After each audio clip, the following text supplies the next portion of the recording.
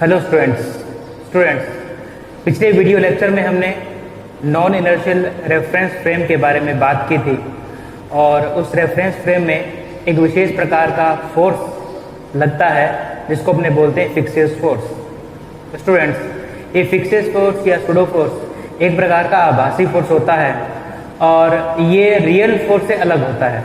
Right students, तो आज के इस वीडियो लेक्चर में हम ये जानेंगे कि जो फिक्सियस फोर्स है ये रियल फोर्स से किस प्रकार से अलग है। तो स्टूडेंट्स, सबसे पहले हम जिस प्रॉपर्टी को डिस्क्राइब करेंगे वो ये है कि फिक्सियस फोर्स रियल फोर्स नहीं है। स्टूडेंट्स, फिक्सियस फोर्स रियल फोर्स क्यों नहीं है, इसको एक्सप्लेन करने के लिए सबसे पहले फोर्स को जानना आवश्यक है। स्टूडेंट्स, फोर्स दो बॉडीज के बीच में होने वाला इंटरेक्शन है, यानी जब आप दो बॉडीज को एक दूसरे के पास पास रख दोगे तो उस केस में एक बॉडी दूसरी बॉडी पर कुछ इफेक्ट करती है या एक बॉडी दूसरी बॉडी पर कुछ प्रभाव डालती है। इस प्रभाव के कारण यदि कोई बॉडी रेस्ट में है तो मोशन में जाएगी, यदि कोई बॉडी पहले से ही मोशन में है तो वो स्पीड अप हो सकती है, उसकी गति में वृद्धि हो सकती है, वो स्लो डाउन हो सकती है, उसकी स्पीड में कमी आएगी और या फिर उसकी डायरेक्शन भी चेंज हो सकती है। राइट, और यदि फोर्स अपोजिट डायरेक्शन में लगाया जाए तो उसके कारण जो है वो गतिशील बॉडी स्थिर अवस्था में भी पहुंच सकती है। राइट, इसका मतलब क्या हुआ कि फोर्स दो बॉडीज के बीच में एक ऐसा इंटरेक्शन है जो बॉडी की मोशन की स्टेट को चेंज कर सकता है। क्या कर सकता है? गति की अवस्था को चेंज कर सकता है। राइट, तो इसका मतलब फोर्स क्या करेगा? फोर्स या तो किसी बॉडी को स्पीड अप करेगा यानी किसी गति में वृद्धि करेगा या फिर उसे स्लो डाउन करेगा या फिर उसे रोक सकता है और या फिर उसकी डायरेक्शन को चेंज कर सकता है।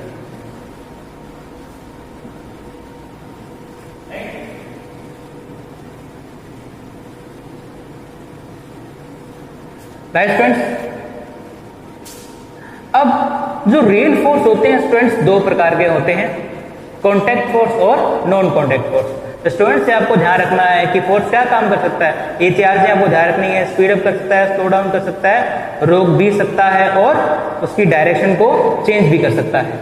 राइट, तो स्टूडेंट्स अब रियल फोर्स कितने प्रकार के होते हैं? दो प्रकार के। कौन कौन से? पहला तो है कॉन्टैक्ट फोर्स और दूसरा आता है नॉन कॉन्टैक्ट फोर्स।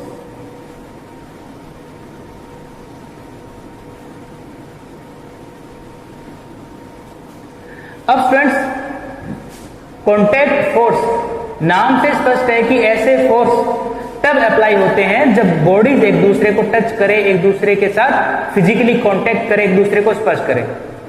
जब तक बॉडी एक दूसरे को स्पर्श नहीं करेगी ऐसे फोर्स एक बॉडी से दूसरी बॉडी पर नहीं लगाए जा सकते। स्टूडेंट्स, इसको समझने के लिए आप ये एग्जांपल देखें। जैसे मान लो ये कोई व्यक्ति है और ये यहां पर फुटबॉल रखी हुई है, रेस्ट में है।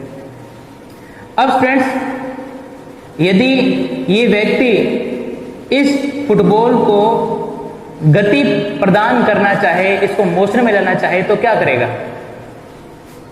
तो ये व्यक्ति इसको किक करेगा। राइट, और किक करने के लिए इसका जो पांव है इस फुटबॉल को टच करेगा।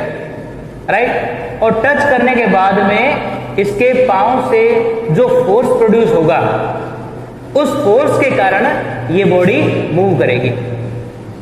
राइट, तो इसका जो फोर्स होगा, इस व्यक्ति का जो फोर्स होगा वो एक प्रकार का कॉन्टैक्ट फोर्स है। यदि व्यक्ति इस फुटबॉल को लात नहीं मारता, इसको किक नहीं करता तो क्या ये बॉडी मोशन में हो सकती थी? ये बॉडी मोशन में नहीं हो सकती थी। राइट फ्रेंड्स, दूसरा एग्जांपल है किसी को पुश करना। अब देखिए स्टूडेंट्स, ये एक कार है और ये जो कार है स्थिर अवस्था में खड़ी है।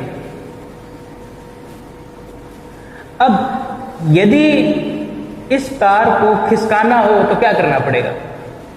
यदि इस कार को खिसकाना हो तो कोई व्यक्ति इस गाड़ी को अपने हाथों से धक्का देगा, राइट। और इस धक्के के कारण लगने वाले फोर्स से ये गाड़ी आगे की तरफ विस्थापित हो जाएगी, आगे की तरफ डिस्प्लेस्ड हो जाएगी, राइट। तो इसका मतलब ये हुआ स्टूडेंट्स कि ये व्यक्ति अपने हाथों से जो फोर्स लगा रहा है वो भी एक प्रकार का कॉन्टैक्ट फोर्स है, क्योंकि यदि ये व्यक्ति इस गाड़ी को स्पर्श नहीं करता, इस गाड़ी को टच नहीं करता, तो ये गाड़ी इसके फोर्स के कारण आगे की तरफ नहीं खिसक सकती थी, राइट स्टूडेंट्स। तो इस प्रकार से हमने देखा कि कॉन्टैक्ट फोर्स तभी अप्लाई होते हैं जब बॉडीज एक दूसरे को टच करें, राइट। तो स्टूडेंट्स अब अपने इस कॉन्टैक्ट फोर्स से कुछ एग्जांपल जान लेते हैं जो हम डे टू डे लाइफ में इस्तेमाल करते हैं। स्टूडेंट्स, कॉन्टैक्ट फोर्स का पहला एग्जांपल है टेंशन फोर्स। स्टूडेंट्स, जब किसी भार को किसी रस्सी के सहारे लटका दिया जाता है तो उस केस में रस्सी में एक विशेष प्रकार का फोर्स उत्पन्न हो जाता है, उस फोर्स को हम बोलते हैं टेंशन फोर्स, हिंदी में तनाव बल। तो स्टूडेंट्स, अब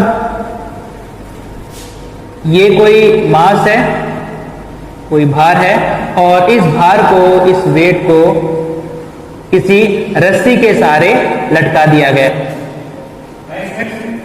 तो इस केस में इस रस्सी में एक विशेष प्रकार का फोर्स प्रोड्यूस हो जाएगा, इसको हम बोलेंगे टेंशन फोर्स या फिर तनाव बल। स्टूडेंट्स, अगर ये भार इस रस्सी से लटका हुआ नहीं होता तो क्या उसमें टेंशन फोर्स प्रोड्यूस हो सकता था? तो स्टूडेंट्स, उस केस में टेंशन फोर्स प्रोड्यूस नहीं हो सकता था। इसका मतलब स्पष्ट है कि टेंशन फोर्स भी एक प्रकार का कॉन्टैक्ट फोर्स है, राइट स्टूडेंट्स। अब इसका दूसरा जो एग्जांपल है वो है friction force. Friction force students, friction force को समझने के लिए आप ये मानो ये कोई सतह है और इस सतह पर एक ऑब्जेक्ट मूव कर रहा है इस प्रकार से। तो स्टूडेंट्स, इस केस में इन दोनों सतहों के बीच, ऑब्जेक्ट की सतह और नीचे वाली सतह, इन दोनों सतहों के बीच एक ऐसा फोर्स लगता है जो कि इसकी मोशन को रेजिस्ट करने की कोशिश करता है। उस फोर्स को हम बोलते हैं फ्रिक्शन फोर्स, राइट स्टूडेंट्स। तो ये कोई ऑब्जेक्ट है, कोई बॉडी है और ये बॉडी इस सरफेस पे मूव कर रही है इस डायरेक्शन में। तो स्टूडेंट्स, इन दोनों सतहों के बीच एक ऐसा फोर्स लगेगा जो कि इसके मोशन को रेजिस्ट करने की कोशिश करेगा, यानी इसके मोशन को रोकने की कोशिश करेगा। उस फोर्स को हम बोलेंगे friction force.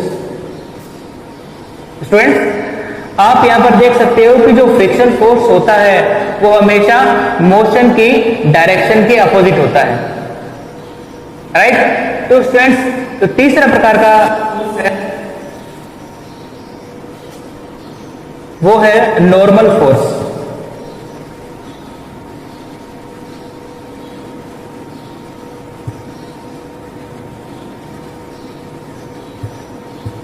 Students, contact force का तीसरा एग्जांपल है नॉर्मल फोर्स। स्टूडेंट्स, जब भी किसी वस्तु को किसी सतह पर रखा जाता है तो उस केस में इस सतह द्वारा इस वस्तु पर एक ऐसा बल लगाया जाता है जो कि इस सतह के लंबवत परपेंडिकुलर ऊपर की ओर होता है, राइट। इस फोर्स को हम बोलते हैं नॉर्मल फोर्स। स्टूडेंट्स, जब भी किसी वस्तु को किसी सतह पर रखा जाता है तो स्टूडेंट्स, जब भी किसी वस्तु को किसी सतह पर रखा जाता है उस केस में सतह द्वारा वस्तु पर सतह के लंबवत एक ऐसा फोर्स लगाया जाता है जो कि सतह के लंबवत ऊपर की ओर होता है। सतह के लंबवत ऊपर की ओर होता है, उस फोर्स को हम बोलते हैं नॉर्मल फोर्स, स्टूडेंट्स, होता ये है कि जब भी किसी वस्तु को आप किसी तो स्टूडेंट्स होता ये है कि जब भी आप किसी वस्तु को किसी सरफेस पे रखते हो तो वस्तु इस सरफेस पे नीचे की तरफ दबाव डालती है, राइट। अब इस सतह पर नीचे की तरफ एक बल लगने के कारण, इस वस्तु के कारण इस सतह पर नीचे की तरफ बल लगने के कारण ये वस्तु तो नीचे वाली जो सरफेस है एक्शन रिएक्शन नियम के फलस्वरूप एक विशेष प्रकार का फोर्स ऊपर की ओर लगाती है, राइट। हुआ क्या कि इस वस्तु ने इस वस्तु पर या इस सतह पर नीचे की ओर फोर्स डाला। अब एक्शन रिएक्शन नियम के फलस्वरूप ये वस्तु नीचे वाली वस्तु इस नीचे की तरफ जाने वाले फोर्स के अपोजिट एक फोर्स लगाएगी ऊपर की ओर, राइट। अब जो ऊपर की ओर जो फोर्स लग रहा है उसको हम बोलेंगे नॉर्मल फोर्स, राइट। तो हुआ क्या कि इस वस्तु ने इस नीचे वाली सतह पर नीचे की तरफ फोर्स लगाया, राइट। ये फोर्स जो लग रहा है इस वस्तु के कारण इस सतह पर लग रहा है नीचे की ओर। तो अब एक्शन रिएक्शन नियम के फलस्वरूप ये जो वस्तु होगी ये उतना ही फोर्स अपोजिट डायरेक्शन में इस वस्तु पर रहेगी। ये सतह क्या करेगी, उतना ही फोर्स अपोजिट डायरेक्शन में इस वस्तु पर रहेगी ऊपर की ओर। इसको हम क्या बोलते हैं, नॉर्मल फोर्स, राइट स्टूडेंट्स। तो स्टूडेंट्स इस प्रकार से हमने कॉन्टैक्ट फोर्स के कुछ एग्जांपल समझे। तो स्टूडेंट्स आइए अब हम नॉन कॉन्टैक्ट फोर्स को समझते हैं। स्टूडेंट्स नॉन कॉन्टैक्ट फोर्स जैसे नाम से स्पष्ट है कि ऐसे फोर्स तब भी अप्लाई होते हैं जब वस्तु एक दूसरे के साथ फिजिकली कांटेक्ट में नहीं होती, यानी यदि वस्तु एक दूसरे से दूरी पर रखी हुई है तो भी उन वस्तुओं पर बल लगता है। तो ऐसे फोर्स को अपने क्या बोलते हैं, नॉन कॉन्टैक्ट फोर्स।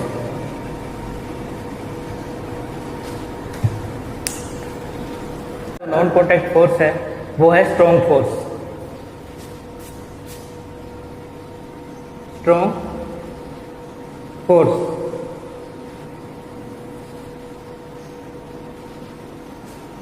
स्टूडेंट्स, आप जानते हो कि परमाणु यानी एटम इलेक्ट्रॉन और नाभिक से मिलकर बना हुआ होता है, यानी इलेक्ट्रॉन और न्यूक्लियस से मिलकर बना हुआ होता है। स्टूडेंट्स न्यूक्लियस में प्रोटॉन और न्यूट्रॉन दो प्रकार के सब एटॉमिक पार्टिकल्स पाए जाते हैं, प्रोटॉन और न्यूट्रॉन।